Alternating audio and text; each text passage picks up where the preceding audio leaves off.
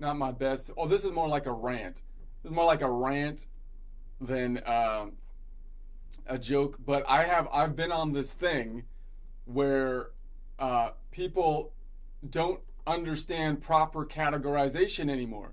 It's like the deconstructivists didn't like people got too scientific, and then people were trying to get too science, and then the deconstructivists just took apart like language altogether. So now it's like I think people like seriously don't understand how to group things in such a way that you can possibly navigate the world or like a conversation. This is what I'm noticing here.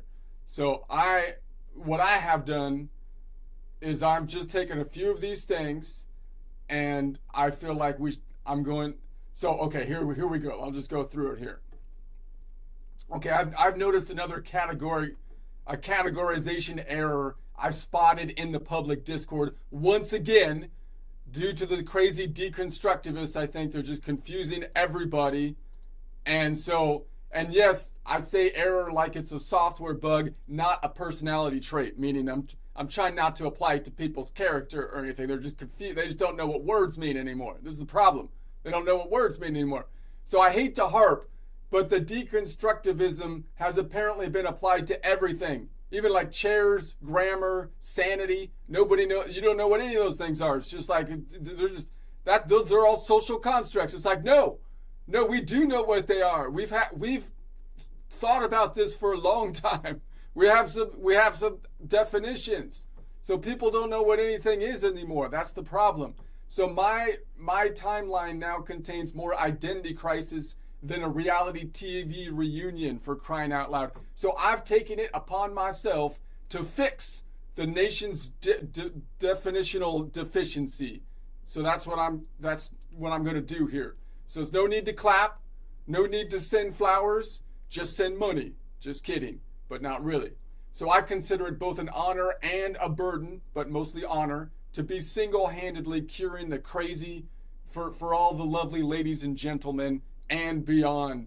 So and for those non-ladies and gentlemen, the animals, the sentient houseplants, the one sock, this is an inspiration to aspire beyond the bestial kind of state, you know. So here's the problem in plain English. I'm taking this one at a time here, but people don't seem to understand the difference between a joke and a threat, right? So they say, well, I'll give him, he's a jokester here. I'll give him a little bit of his own medicine. And then they say something like, we're going to delete you. And it's like, well, and then they say, that's a joke. And it's like, well, no, wait a second.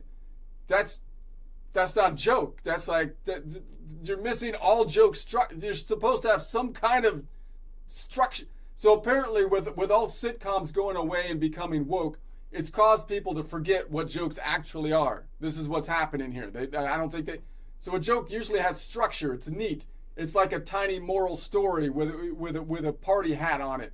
You have to. It typically has like a setup. You've got a punchline. And generally, you think of it as some kind of incongruity. That's the joke. It's got some incongruity in it, you would think. So, example, I only know 25 letters of the alphabet. I don't know why. You know? See, it's got a setup. It's got a punchline. You can tell it has some structure to it. Even if it's not funny, you're like, okay, that's a joke. I can tell it's at least trying. There's effort being in to say it's a joke. Now, compare that to somebody saying, somebody should totally off that guy. Just kidding. That's a joke. That's not a joke. That's like turning a sentence into a sandwich and forgetting the bread, for crying out loud. No setup, no punch, just a weird smear of mustard and intent. Bad intent. At best, it trades on shock value. At worst, it's the verbal equivalent of like revving your engine outside someone's house. So internet people will laugh at it, sure. It's like a nervous bloodlust laugh, though. It's not like a joke laugh. The kind that sounds like a raccoon trying to open a locked trash can, uncomfortable and a little proud of itself. That laugh wouldn't hold up in court, you know. So I wouldn't try that in law school. You know, if you're gonna put that into a defense, if you're gonna try to go in a defense for threatening someone, you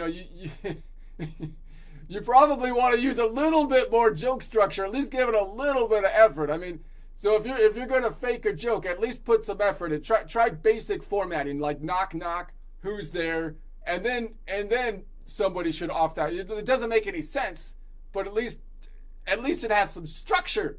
So the TLDR here, if your joke has no setup, no incongruity, and it reads like a grocery list of bad intentions, you're not doing comedy. You're doing like performance anger.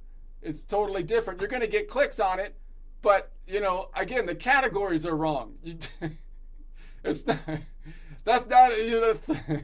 Anyway, so that's my basic take on it. So you should try actual wit. It's cheaper. It's cheaper than bail because the threats aren't actually covered under the First Amendment. Those are the things that are outside the free speech thing. So you have to at least veil, like you have to at least cloak it in some kind of comedy or something. Just to, Anyway.